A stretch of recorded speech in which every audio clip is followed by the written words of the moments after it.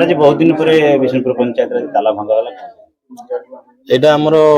बहुत दिन पर भंगा है किंतु आमे तंको जतबेले हाईकोर्ट ऑर्डर देला जे से डिस्क्वालिफाई हेले सरपंच पद तांको आमे चिठी करथिलु जे चार्ज हैंडओवर करबा किंतु से चार्ज हैंडओवर कर नथिले आमे कि तालार चाबी दे नथिला हमर पंचायत रो तापरे आमे कोन कलु ना इन्वेंटरी पई सब कलेक्टर को चिठी लिखिथिलु सब कलेक्टर मध्य चिठी करिसें जे हमको जे हमर मजिस्ट्रेट को तत्वावधान पुलिस प्रेजेंस रे हमें आज ताकर ताला भांगुछ विष्णुपुर पंचायत रो ताला भांगुछ। सर आपन को परिचय?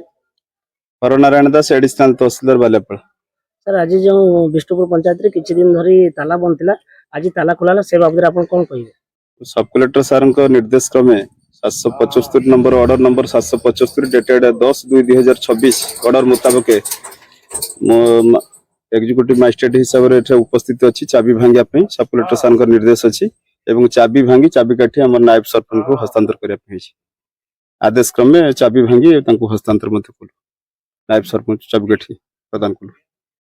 श्रीमती बृंदावती जेना विष्णुपुर पंचायत सरपंच प्रशासन तरफ आज चाबी भांगी मत चाबी हैंड ओवर कले बहुत लोकंकर बहुत काम बाकी अच्छे आग को बहुत काम हम से बहुत लोक मैंने भी बहुत खुशी होती कि आज चाबी भांगी चाबी हैंड ओवर कले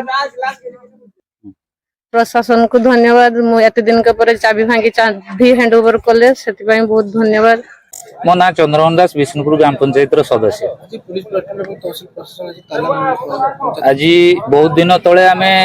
नायब सरपंच को दायित्व दि जाता विष्णुपुर सरपंच किंतु एपर्यंत ताला खोल जा नाला आज बालियापाड़ तहसीलदार एवं बालियापाड़ आईआईसी एवं ब्लॉक प्रशासन समस्ते मिसी आज ताला भांगी नायब सरपंच हाथ में दायित्व देकी गले।